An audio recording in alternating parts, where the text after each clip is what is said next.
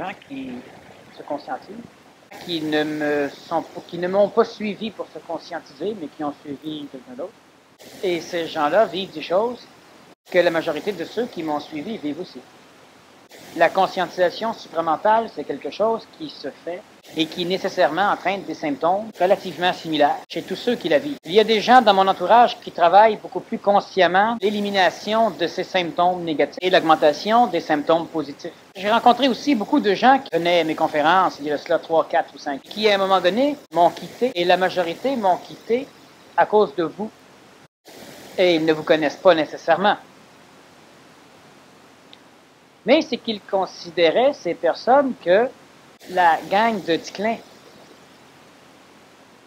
qui m'entourait ne pouvait qu'être un frein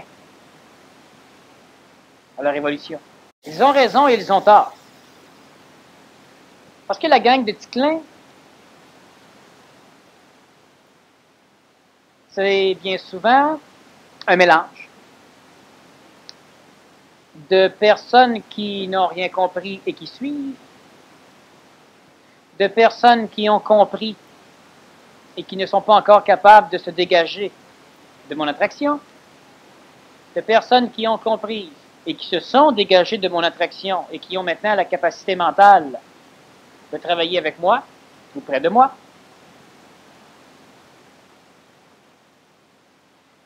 Sauf que beaucoup d'individus, lorsqu'ils parviennent à une des phases de la conscientisation, une des phases que j'ai souvent expliquées,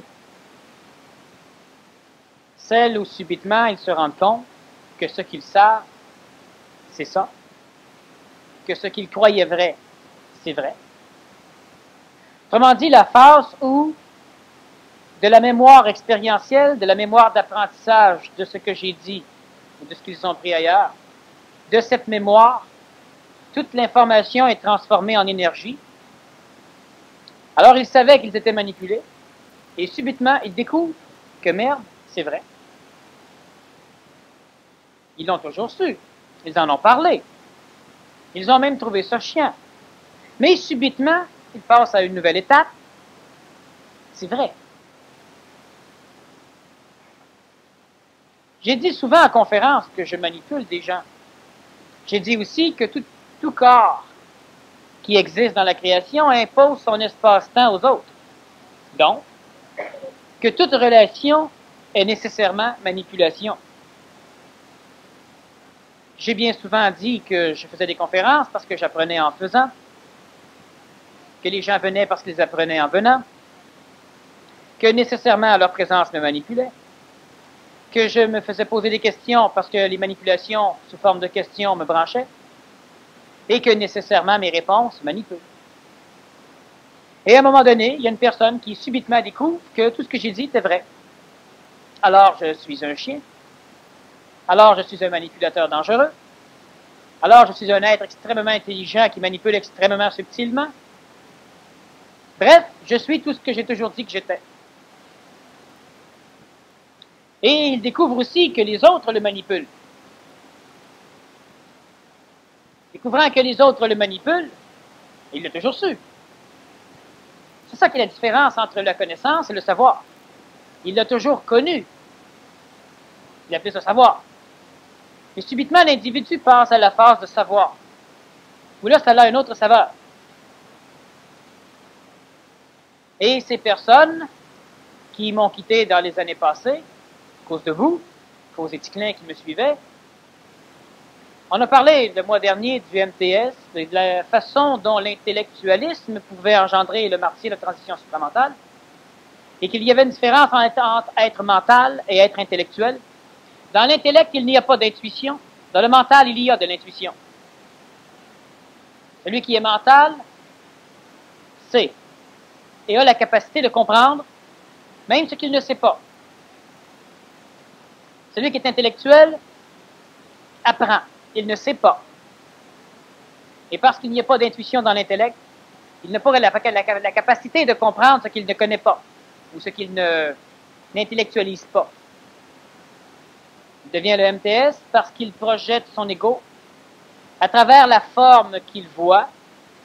Et lui, dans la forme qu'il voit, serait telle chose, nécessairement, la forme qu'il voit est cette chose.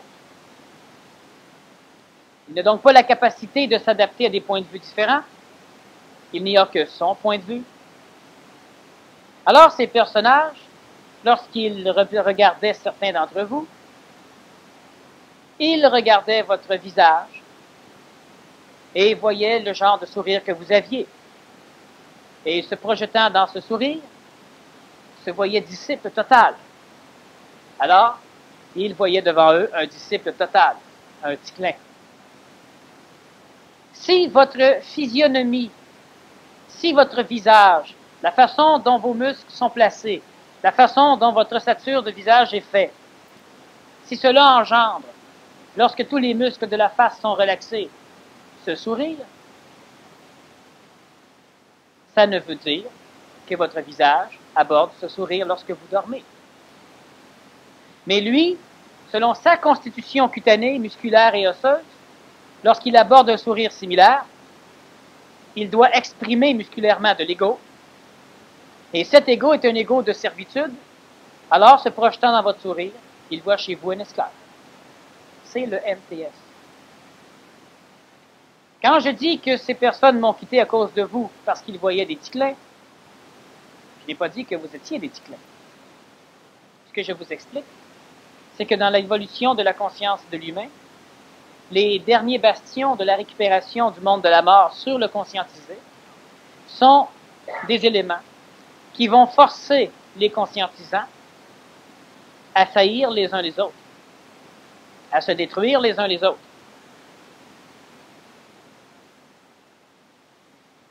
Il y a des avantages intelligents à ce que les conscientisés se nuisent les uns les autres.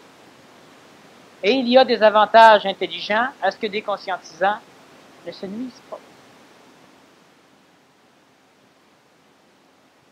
Vous êtes, et vous allez tous être sujets et sujettes un jour à cette désillusion des dieux, à cette découverte que ce que vous savez, merde, c'était vrai, à parvenir à ce jour ou à cette nuit, vous allez comprendre d'une autre façon ce que j'ai dit.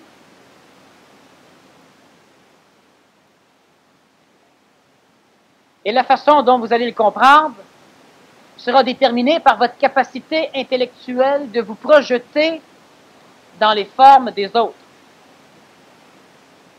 Un individu ici dans la salle, habillé comme moi, assis sur ce fauteuil, se sentirait orgueilleusement puissant. Alors, il en déduit que présentement, j'ai un très gros ego et que je suis orgueilleusement puissant. Alors qu'un autre individu assis ici à ma place se sentirait comme dans son salon, aussi bien que s'il regardait la télévision, ou s'il discutait avec un ami, sans ego, totalement vide. Et lui aurait l'impression que je suis totalement un égoïque. Et là, des individus vont commencer à prétendre qu'un tel devrait changer son nombre de formes. Parce que c'est un nombre de forme de chieux. Que tel autre devrait se maquiller un peu. On améliore son nombre de forme en fonction de ce que l'on veut réincarner. Soit, on améliore son nombre de formes lorsque l'on rencontre certaines personnes dans le but de se servir de notre nombre de forme comme un levier pour bouger un événement. Soit. Mais on ne change pas son nombre de forme pour plaire aux conscientisants. Pour que lorsque l'imbécile se projetant chez nous ne découvre que de la pureté. Parce que si vous rencontrez 50 conscientisants, vous risquez de devoir vous maquiller 50 fois par seconde. Plaire à chacun. L'évolution du conscientisant est déjà suffisamment complexe sans qu'en plus elle devienne compliquée.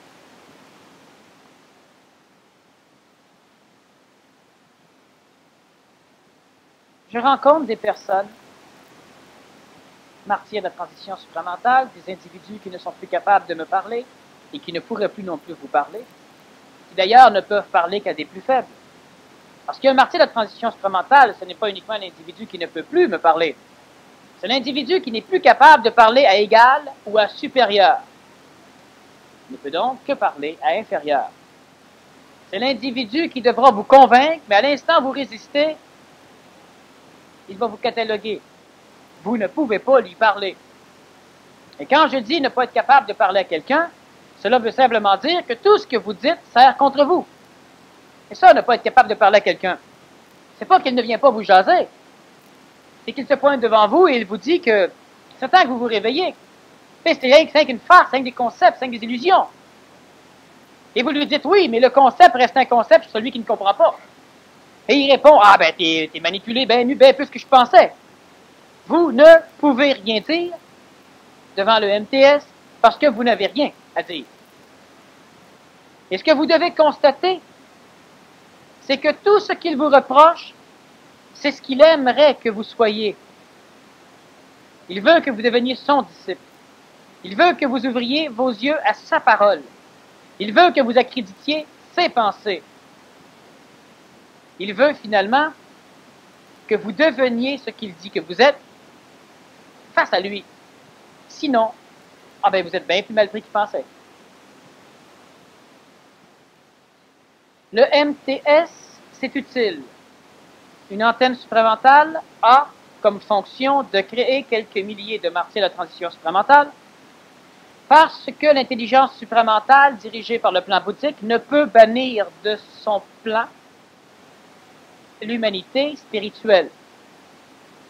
Il y a énormément de génétiques qui présentement servent l'humanité spirituelle, servent la spiritualité dans toutes les phases de l'évolution, parce que la spiritualité est caractéristique de la chute de l'homme.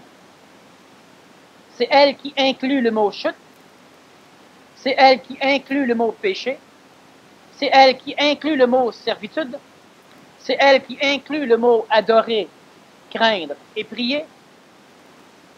Et toute forme de spiritualité est la transcription astrale des mémoires de l'archétype d'effusion, c'est-à-dire, dans les termes spirituels, de la chute de l'homme. Toute forme de spiritualité, que l'être humain veuille servir Dieu, que l'être humain veuille servir des égrégores, que l'être humain veuille servir des maîtres ou des guides, que l'être humain veuille servir l'humanité, cela fait partie des phases d'involution. Nécessairement, étant donné que l'être humain a, depuis des millions d'années, adoré l'involution, lorsque un être conscient se lève et commence à travailler pour la restructuration des corps de l'homme, la restructuration des mécanismes de fusion, lorsqu'un humain, homme, femme ou enfant, se lève pour amener quelque chose de neuf, donc rien de ce qui a déjà été vécu par l'humain, il doit travailler contre l'involution. Travailler contre l'involution veut premièrement dire briser les formes.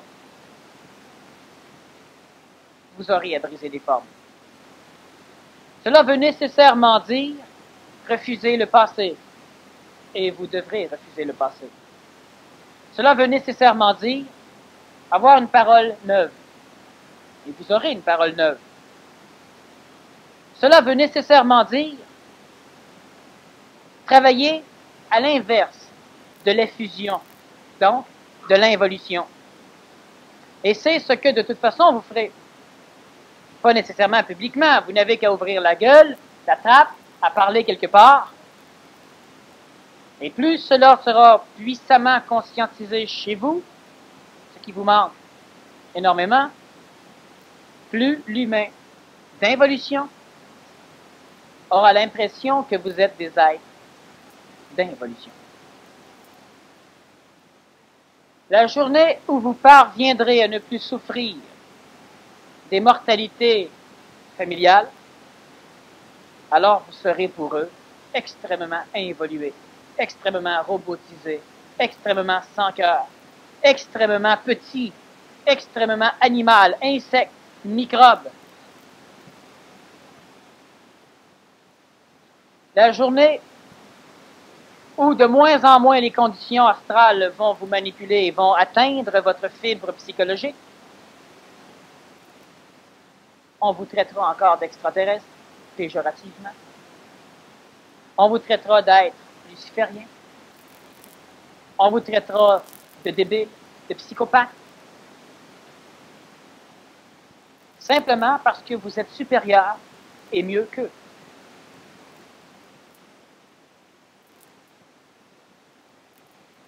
L'homme, dans son évolution, je ne parle pas de l'involution, qui fait partie de l'évolution cosmique, dans son évolution planétaire,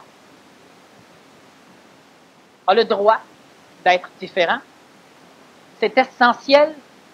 Il n'y a pas d'évolution dans le plagiat de l'involution. Il n'y a pas de libération dans la copie de l'esclavagisme. Et qu'est-ce qui nuit et qui fait tant souffrir celui qui se conscientise? Qu'est-ce qui l'empêche de monter suffisamment sur la côte, sur la pente de l'évolution, pour traverser finalement les dernières barrières, pour après ça descendre allègrement, d'une façon exponentielle, très rapidement, vers une liberté? C'est la guerre qu'il se mène, lui, contre lui, à l'intérieur de lui. Tout ce que j'ai expliqué du MTS, vous le vivez. Vous le vivez contre vous. Individu dans l'individu, à l'interne. La majorité des conscientisants saillissent eux-mêmes comme le MTS va haïr les autres. La majorité des guerres qui peuvent être visibles, lorsque l'on voit un sidatique, un sinistre individu dominé par l'astral, lorsque l'on voit un MTS, un martyr de la transition supramentale, et si on fouille convenablement et lucidement à l'intérieur de soi, on découvre que tout cela est déjà présent. La seule différence, c'est que le MTS finit par le projeter sur l'extérieur, alors que le conscientisant le conserve à l'intérieur. J'appelle cela fausse modestie.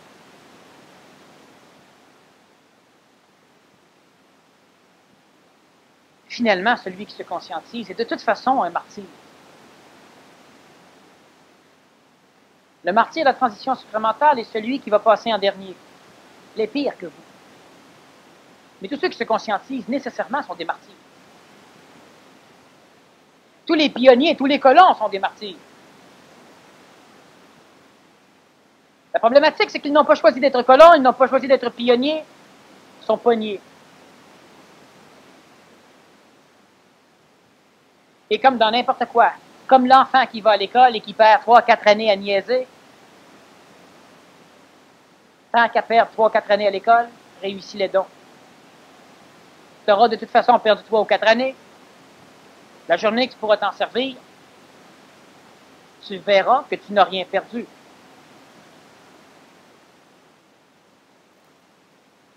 Dans toute forme de colonisation, il y a des règles. Il y a des lois. Il y a des acceptations et des refus. Il y a des autochtones. Il y a les gens qui sont déjà sur la terre où vous voulez aller. Et que par notre point de vue, nous ne pouvons comprendre. Il y a ceux qui se sont déjà conscientisés par d'autres voies que les vôtres. Et qui normalement vont être rejetés par vos égaux. Il y a les colons qui proviennent de d'autres terres et qui amènent nécessairement la coloration de leur endroit d'origine. Il y a les Italiens, les Polonais, les Écossais, les Français, les Anglais, les Australiens. Et on se bâtit des ghettos. Le Chinatown, l'Italian Town, on appelle ça en anglais. On est des imbéciles town.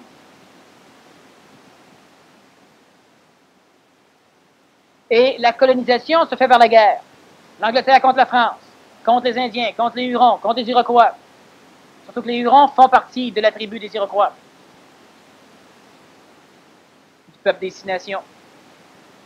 Dans le contexte supramental, c'est la même chose. Pourquoi? Parce que l'homme, de son ego, projette toujours ce qu'il connaît, n'importe où il met les pieds. Que ce soit des pieds énergétiques, que ce soit des pieds physiques. Sur la Lune, l'homme a mis le pied. Et il est parti en laissant un drapeau revendiquant ce territoire. C'est de la colonisation.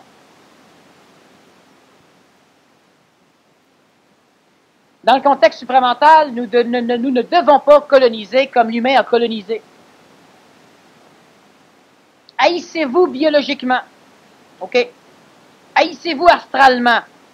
OK.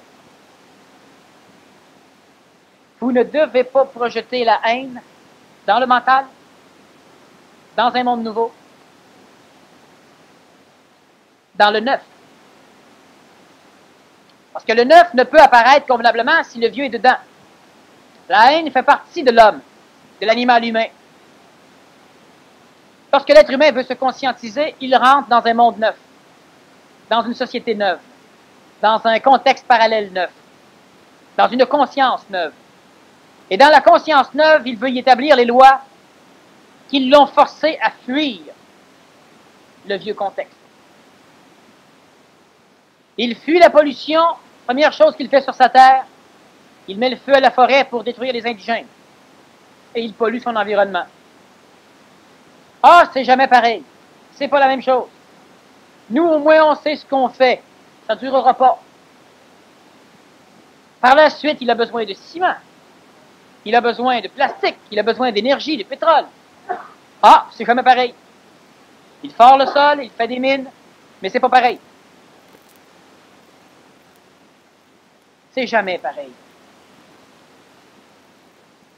Il lave son linge avec le vieux savon qu'il a amené, en attendant qu'il en trouve d'autres. Et il pollue son eau. C'est jamais pareil. Mais c'est toujours pareil. Celui qui se conscientise dit rejeter des choses. Nombre d'individus me disent avoir abandonné tout leur passé. Et en 30 secondes, je peux leur prouver qu'ils sont tout à fait connectés à leur passé. Alors, dans l'évolution neuf, dans l'évolution du neuf, il ne peut être question de snobisme. Il ne peut être question de parler contre quelqu'un. Il ne peut être question de sidatisme. Il ne peut être question de haine. Il ne peut même pas être question de jugement. Vous ne pouvez pas juger un individu. Parce qu'un individu, dans un contexte supramental, est un être humain en changement. Étant en changement, tous vos jugements sont des jugements du passé. Non avenus, non recevables, à rejeter. Lorsqu'un individu fonctionne uniquement dans la sphère astrale, lorsqu'un individu essaie de transposer sa vieille maison dans sa neuve maison, ce n'est pas du jugement que vous devez faire. Mais ça reste une constatation que lui conserve. Ce n'est pas vous qui jugez, c'est lui qui se juge. Et parce qu'il se juge, il conserve le passé comme étant un fait du présent. Alors vous dites à l'individu, quand tu te verras différemment, reviens me voir. Et l'individu vous répond, c'est vous qui refusez le changement. Et là, dans les mêmes colères que d'habitude, avec les mêmes regards que d'habitude, dans la même forme que d'habitude, il essaiera de vous prouver qu'il n'est pas comme d'habitude. Celui qui se conscientise est coupable aux yeux de l'humanité, aux yeux des dieux, aux yeux des traditions, aux yeux du passé. Tout l'anti-homme qui vous habite vous a donc déclaré coupable. Parce que les anti-hommes sont spirituels, on vous déclare coupable et réhabilitable. Et la grande lutte chez vous, contre votre évolution, c'est cette réhabilitation. C'est l'idée d'un changement qui passe inaperçu. C'est l'idée d'une explosion nucléaire qu'on prendra pour une luciole. C'est l'idée qu'on ne doit pas changer trop rapidement. C'est l'idée qu'on doit faire attention. C'est l'idée qu'on doit planter du blé sans trouer le sol. C'est l'idée qu'on doit planter un clou sans le frapper. Alors, les animaux humains deviennent lâches. Et dans leur rébellion contre eux-mêmes, ils peuvent devenir MTS, c'est-à-dire qu'ils vont forger des marteaux, tout faire pour que le marteau plante le clou, tout en prétendant pendant ce temps qu'eux sont contre les marteaux qui plantent des clous. Comme l'individu qui est en beau maudit, qui souffre énormément de voir la souffleuse broyer la neige, mais qui profite allègrement du chemin fait. Mais c'est pas pareil. Il profite du chemin pour pouvoir compter à plus de gens qu'on devrait détruire la souffleuse. Elle broie la neige. Elle est destructrice. Elle est dangereuse. Imaginez si un enfant tombe dedans. Imaginez la neige qui revole, ce qu'elle peut faire. Imaginez tout. Et la société en arrière se bâtit dans le chemin, déblayée par la souffleuse. Et tous les arbres sont braqués vers la souffleuse. La souffleuse, c'est l'avenir. La souffleuse, c'est le broyeur. C'est le changeur. C'est le neuf. À l'intérieur de vous, il y a cet anti-homme, ce récupérateur, qui fait tout pour détruire la souffleuse, qui fait tout pour vous empêcher d'avancer. La souffleuse, elle avance, et il y a tous ceux qui se servent du chemin, qui sont attachés après, et qui tirent dans le sens inverse.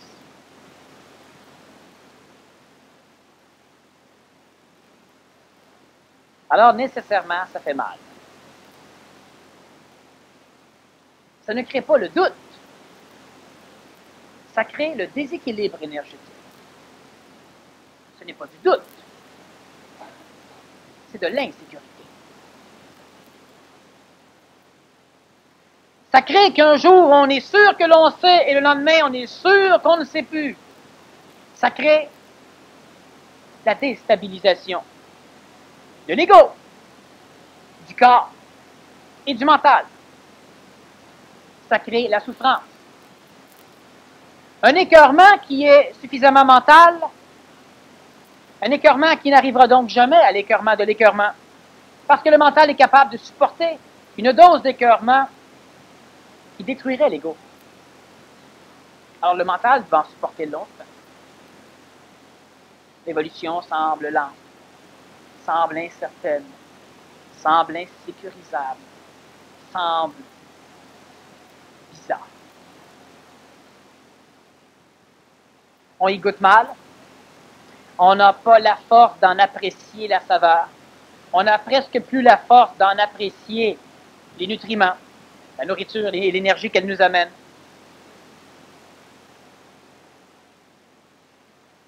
Et étant donné que l'anti-homme qui tire sur la souffleuse cherche à l'arrêter,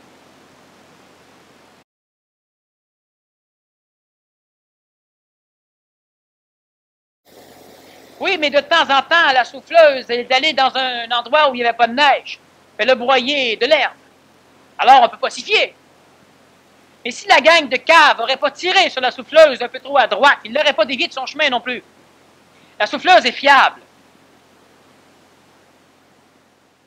Mais les événements internes, les événements involutifs qui habitent chaque humain, créent des déstabilisations de la souffleuse.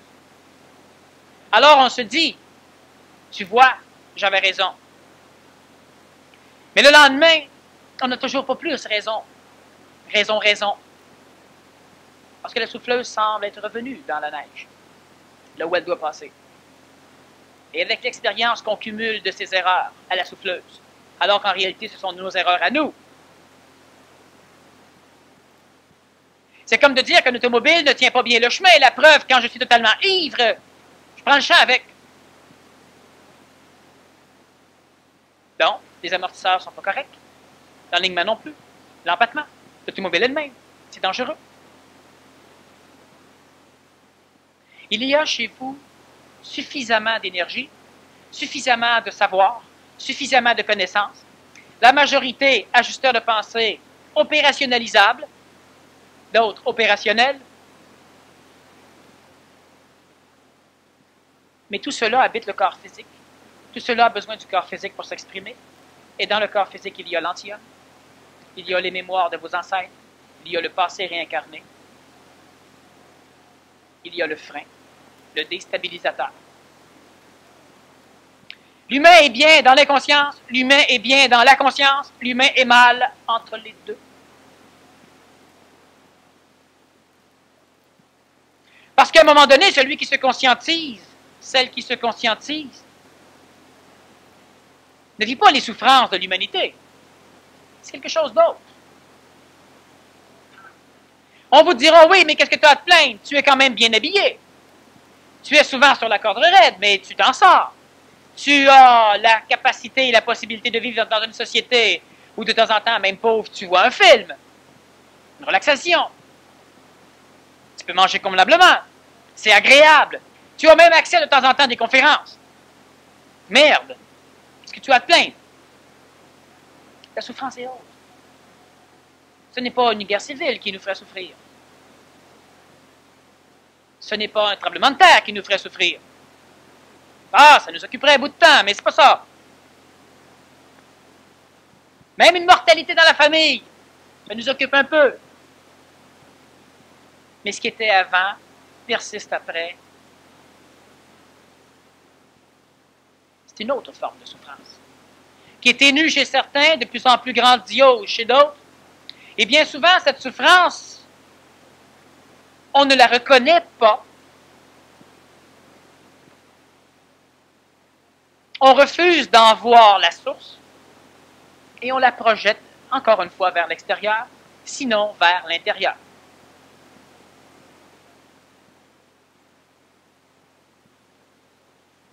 Une des lois majeures de la manipulation reste celle-ci. On ne peut manipuler une chose au-delà de ses capacités d'être manipulée.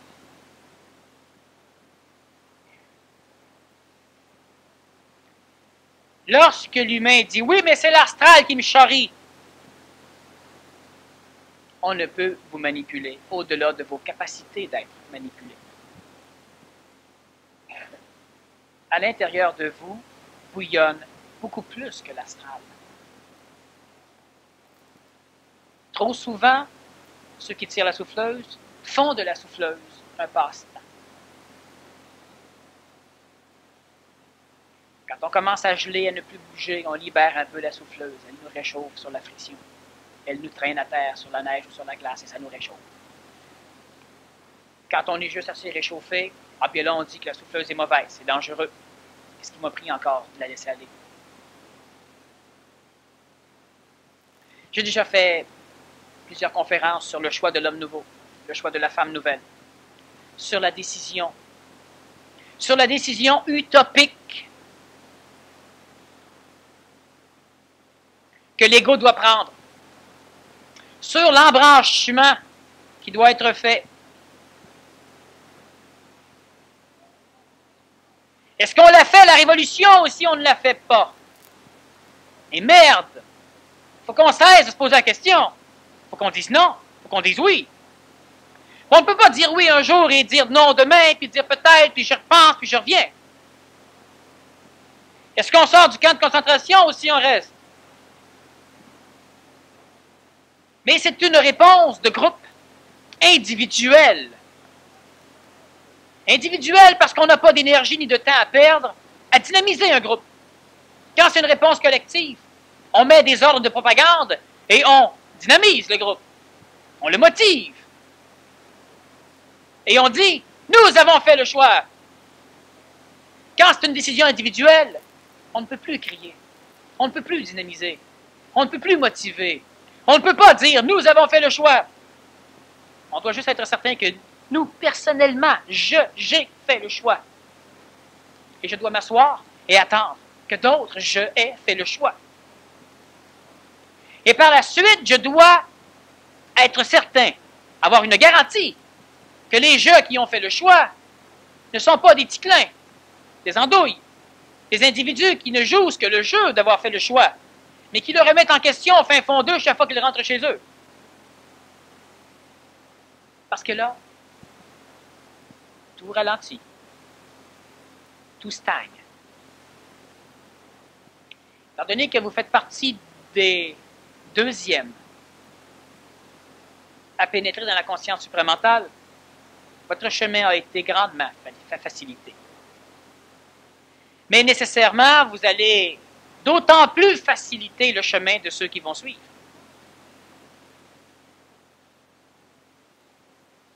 Alors, il y a encore de la neige à tasser. Le premier qui ouvrait le chemin avec les raquettes, on l'a envoyé sans bagage. Parce que dans notre intelligence, nous nous sommes dit, il a déjà assez à taper la neige de 3 pieds avec les raquettes pour nous ouvrir le chemin. On va porter son bagage. On va le diviser et on va le laisser partir libre. C'est le premier à être passé. Il doit avoir une apparence d'avantage sur ceux qui suivent. Il n'a pas d'avantage. Chaque fois que dans la troupe, celui qui était en avant va en arrière pour se reposer, là où le chemin est le plus aplati, il reprend son bagage. Et celui qu'on libère pour aller en avant, continuer à ouvrir le chemin, eh bien, on doit porter son bagage.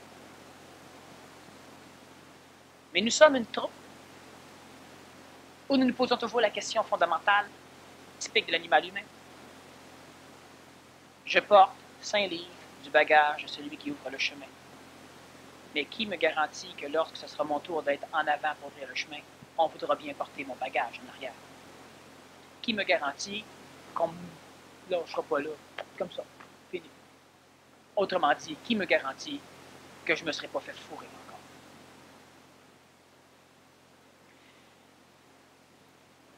Ça manque dans l'évolution de l'intelligence. Cette compréhension, cette complicité, cette relation énergétique, cette télépathie, cette solidification. À travers tous ceux qui se conscientisent à l'échelle de la planète, ça manque. Il y a 3-4 piliers qui traînent un peu sur la planète. C'est pas assez de bâtir une bâtisse. C'est pas assez pour édifier un avenir. Et la majorité des anti-hommes à l'intérieur des conscientisants se disent, je vais attendre, me voir. 25 humains réunis. 20 humains doivent pousser. 15 humains se disent, on va voir avant. Alors la souffleuse n'avance pas. 15 humains se disent, on le savait. On savait que c'était faux. On savait que ça n'avancerait pas. On savait que tu n'étais pas capable.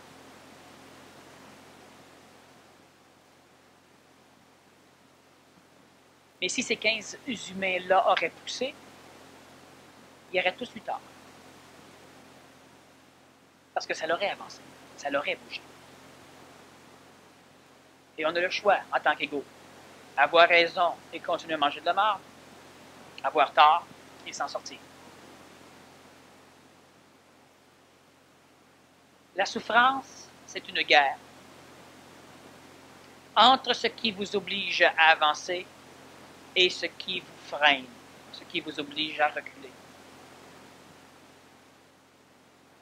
J'expliquais lors de la dernière conférence que la fausse modestie est l'un des grands pièges du conscientisant. Il apprend. Imaginez bien qu'avec toute l'information que vous avez eue depuis des années, pour plusieurs, qu'avec toute l'information que nous sommes capables tous de mettre sur une table, qu'avec toute l'information que nous avons sur l'humain, sur l'ego, sur les misères, sur la gestion des plans archangéliques, sur énormément de choses reliées à l'évolution et l'involution de la planète,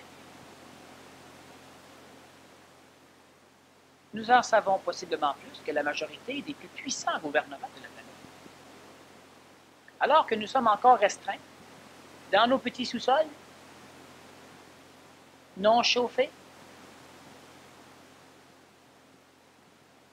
à nous demander si nous jouons un jeu, si nous sommes un terrain de jeu, ou si nous sommes réellement quelque chose.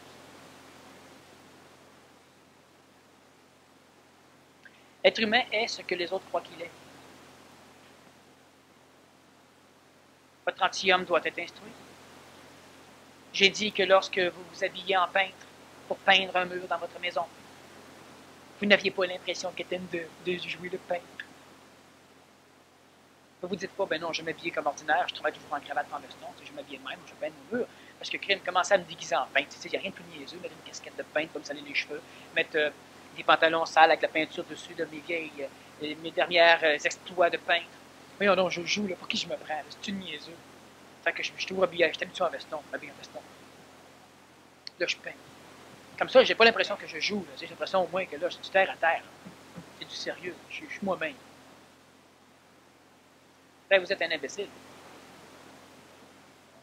Mais quand c'est pour faire des choses niaiseuses, pas de problème. C'est drôle comment on se déguise facilement en jardinier pour aller planter nos choux. Qu'on se déguise en vidangeur pour faire le ménage. Qu'on se déguise en peintre pour peindre.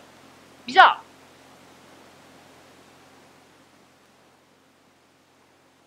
Sauf que, on se réunit tous. Et on dit, on fait une journée où on va expérimenter c'est quoi l'armée. On est tous d'accord. Alors vous arrivez, on vous présente le sergent-major, celui qui va vous faire chier. On vous présente le colonel, le lieutenant, les généraux. On vous présente une hiérarchie. On vous dit où aller prendre vos uniformes. On vous fout dans des casernes. Puis on commence une journée. On ne pourra pas le faire. Pourquoi? Ah, vous n'allez pas prendre ça assez au sérieux. Mais c'est quoi la différence qu'on vous rentre dans la vraie armée? Où des humains ont décidé que c'était l'armée. Où des humains se sont mis général. Et eux ont donné des hiérarchies en bas. Où des humains ont décidé que le simple soldat passe à caporal. Puis que lui vous ferait chier. Il n'y a pas de différence. Puis en plus, là, on vous dit qu'à aller vous faire tuer, puis vous allez y aller vous faire tuer. Parce que là, vous allez prendre ça au sérieux. Parce que vous ne savez pas où ça joue. Ça joue en haut. Puis comme vous ne pouvez pas atteindre le en haut, l'ego a plus l'impression que ça joue pas. Ah, mais ça, c'est l'armée, ça! C'est quoi? Être déguisé en soldat puis apprendre le saut en parachute? Ou être dans l'armée, habillé en soldat puis apprendre le saut en parachute? Pour la majorité des égos humains, c'est pas pareil. Dans un cas, il y a l'impression qu'il joue. Dans l'autre, il y a l'impression que c'est sérieux. Alors que la seule différence qu'il y a, c'est que si je vous présente quelqu'un qui est un sergent-major que vous ne connaissez pas, que vous n'avez jamais vu, vous allez penser que c'est sérieux. Mais si c'est quelqu'un que vous connaissez, vous ne pouvez pas penser que c'est sérieux. On a fait une expérience. Il y avait des généraux. Le sergent passait son temps à engueuler le général, à ne pas l'écouter. Toute l'évolution est basée sur ce que l'ego décide que c'est. Je décide aujourd'hui que nous allons faire une messe. Alors j'amène tout le kit. Et puis de temps en temps, vous vous mettez à genoux, de temps en temps debout. On récite, bon psalmodie. Je ne pourrais pas le faire. Je vais vous dire, on fait une expérience. On ne pourrait même pas la faire, l'expérience. Mais qu'est-ce qui vous empêche tant de changer de point de vue? C'est pas jouer. Présentement, souvent, on a l'impression qu'on ne joue pas parce qu'on accrédite le point de vue dans lequel on est. Changez de point de vue au complet et vous n'aurez plus l'impression de jouer. Réincarner des mémoires du futur, réincarner des mémoires du présent, réincarner des mémoires complètes et convenables du passé. Ça demande d'apprendre à changer de point de vue. Les égos disent à jouer.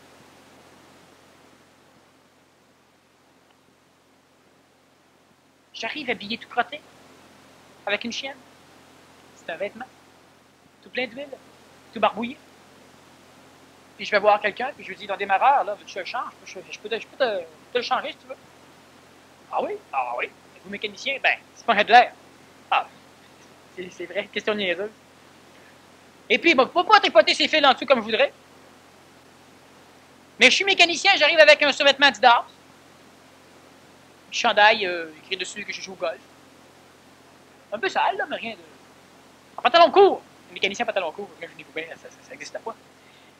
Et puis je me présente. Et puis non. Non, il va falloir que je convainque en mot de Dieu. Et vous, qu'est-ce que vous vous dites? Vous, les anti-hommes, les anti-femmes, c'est que vous jouez.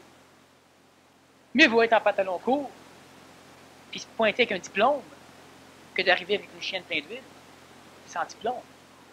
Parce que là, au moins, on joue pas. Ah, c'est plus difficile! On perd des contrats. On a de la difficulté à vivre. Mais au moins, on joue pas.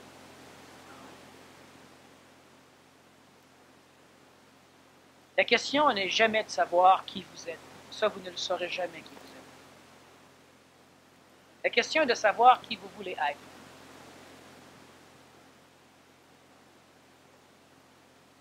Entre qui vous voulez être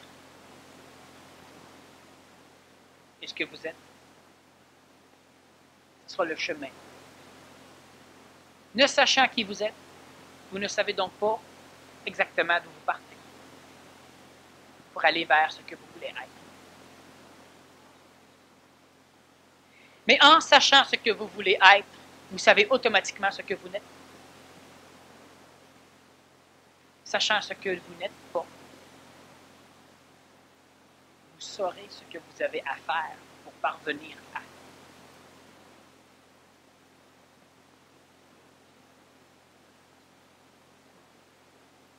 La seule chose qu'il y a, c'est que pour parvenir à être différent, vous devrez accepter du neuf. Pour accepter du neuf, vous devrez accepter ce que l'ego appellera jouer.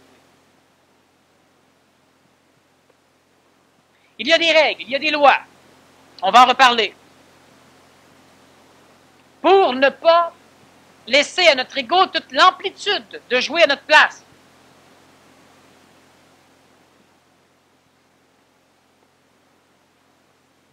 Mais vous devez cesser de vous haïr, cesser de parler contre vous à l'interne, comme à l'externe, cesser de vous médiocriser à l'interne, comme à l'externe.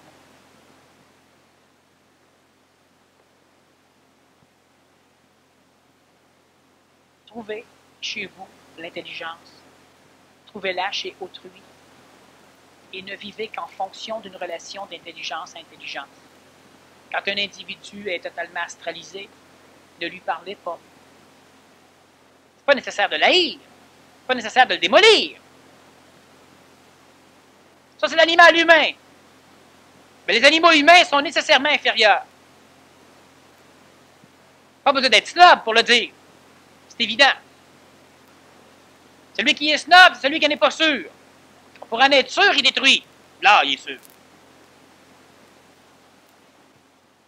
Quand l'individu se repointe avec son intelligence, c'est l'intelligence qui vous intéresse dans le corps. Certains animaux humains considèrent l'intelligence en fonction du corps physique directement. Ah, t'as les cheveux gris, t'es pas intelligent. Ah, t'es malade, pas intelligent. L'intelligence, ça rend pas malade. L'intelligence, ça donne pas les cheveux gris. Ah, parce que l'intelligence a la même vision du mec que ton ego. L'intelligence, elle ne fait pas roter un conférencier. Voyez là. Ça, c'est une vision de l'ego, de l'intelligence. L'intelligence a d'autres occupations.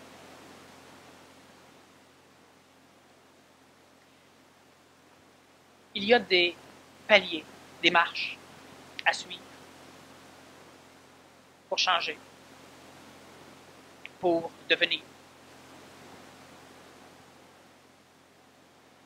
Finalement, vous allez devenir ce que vous êtes, en éliminant une grande partie de ce que vous êtes. Vous êtes un gros amas de glaise. On ne rajoutera pas de la glaise pour faire une statue, on va en noter. Sauf que l'ego ne fait pas de l'otage, l'ego fait de la transposition. Il en ôte autour du nez, puis ça lui colle ses fesses.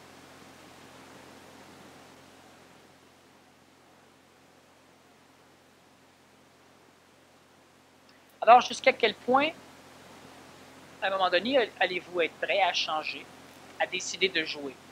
Il y a un facteur de risque pour l'ego. Quand je dis un facteur de risque pour l'ego, je veux dire que l'ego aura l'impression de risquer. Mentalement, on ne risque pas. Comment on prend une décision? On va y revenir.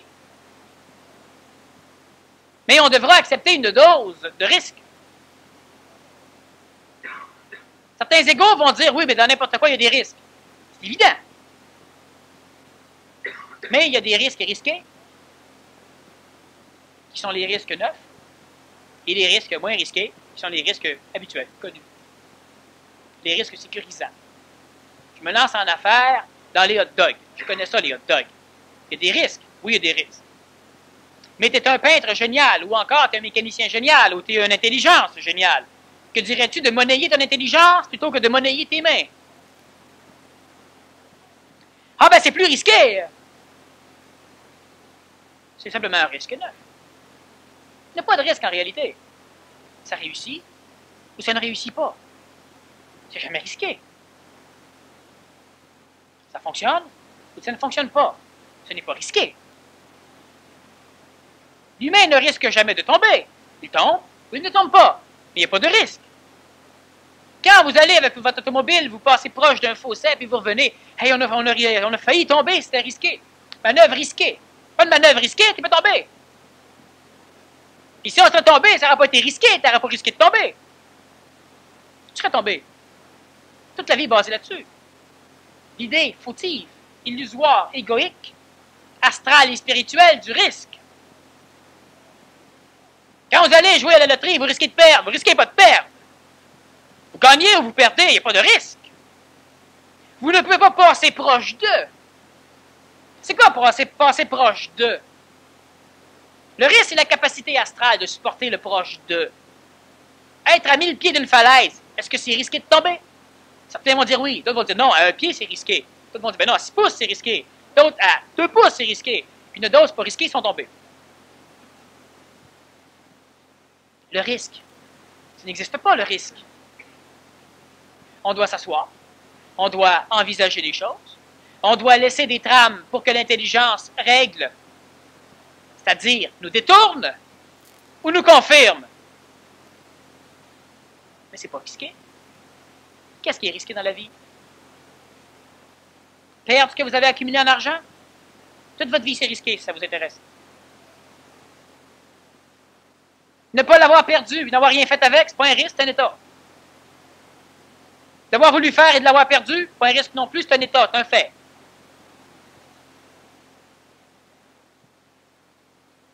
« 40 humains, 50, 80, 100, 200, 300, 400, 1000, 2000.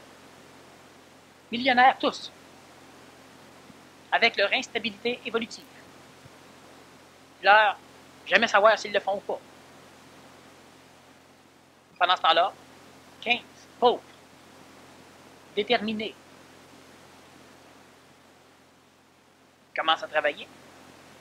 Ben, les millionnaires, quand ils vont se réveiller dans une société déjà changée, dans laquelle les règles auraient été apportées par les pauvres.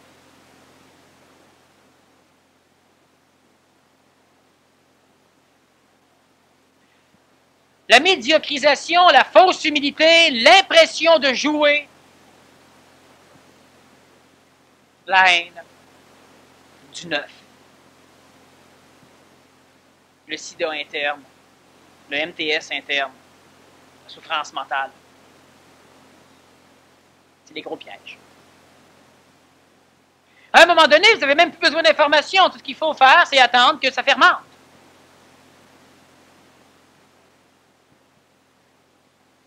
Parce qu'il est temps qu'on applique. Il est temps qu'on fasse quelque chose. Ah, il y a beaucoup de choses de fait. Mais il en reste encore beaucoup à faire. Dans l'individualité.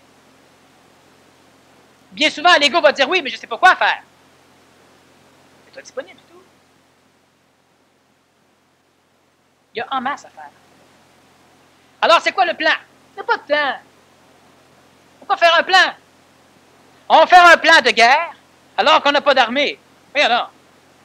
On fait un plan de où on se rend, de reddition. Pas un plan de guerre. Alors, quelqu'un arrive et dit, moi, j'aimerais former une armée. Alors, pour former cette armée, puis-je connaître le plan? Oui, le plan, voici, à 10h25, on signe le traité de reddition. C'est le plan. Alors, l'individu dit, pas besoin d'armée pour ça? Non. Mais s'il y a une armée, on peut changer le plan. Ah bon, alors c'est quoi le plan s'il y a une armée? Il n'y a pas de plan s'il y a une armée. Est-ce qu'il y a une cavalerie? Est-ce qu'il y a des blindés? Est-ce qu'il y a des aviations? Est-ce qu'il y a... On ne sait pas. On n'a pas d'armée. Pas de plan. Première chose à faire, donc, c'est constituer une armée. Alors, constituer une armée, c'est d'aller chercher des gens. Et les gens disent tous, oui, d'accord, mais ça va être quoi le plan? Il n'y a pas de plan. Pas de plan. On ne parle pas là-dedans, moi. Vous savez qu'il y a une différence entre manipuler des masses d'animaux et manipuler des masses d'êtres humains. Si on fait un plan pour aller convertir les gens à embarquer, d'accord. On est encore dans le passé. Si les individus décident individuellement de faire une chose et que ça devient logique de le faire dans une même direction, il y a une armée. Le plan va se faire automatiquement en fonction des capacités de l'armée. Mais de base, demandez-vous pas qu'est-ce que vous allez faire. Vous ne pouvez pas le savoir ce que vous allez faire. Pourquoi? Vous ne savez pas avec qui vous allez le faire. Vous ne savez pas de quoi vous allez être entouré. Vous ne connaissez pas vos capacités parce que vous les avez réfrénées et ignorées, et nécessairement, vous ne connaissez pas les capacités de l'événement, de votre entourage. Moi, je décide de faire quelque chose et je suis pris avec 2 poseurs de tapis. Alors, mon plan va être différent de si je suis pris avec 2 millionnaires. Mais le plan avec les poseurs de tapis n'est pas nécessairement plus mauvais qu'avec les millionnaires. Il est aussi efficace. La différence, c'est de savoir qui, avec quoi on fonctionne. Comme les égaux sont toujours médiocres, ne savent jamais s'ils vont se chier dans la face eux-mêmes, alors ils ne peuvent pas faire confiance à personne. Faire confiance, non.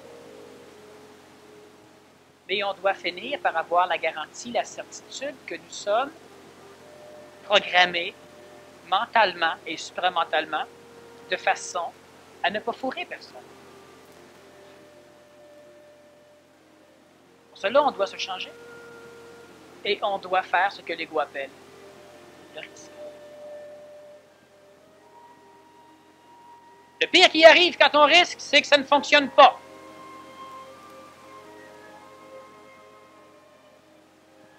Et on se ramasse au point de départ. Mais un point de départ, ça sert à départir. C'est là qu'on commence. On fait une pause.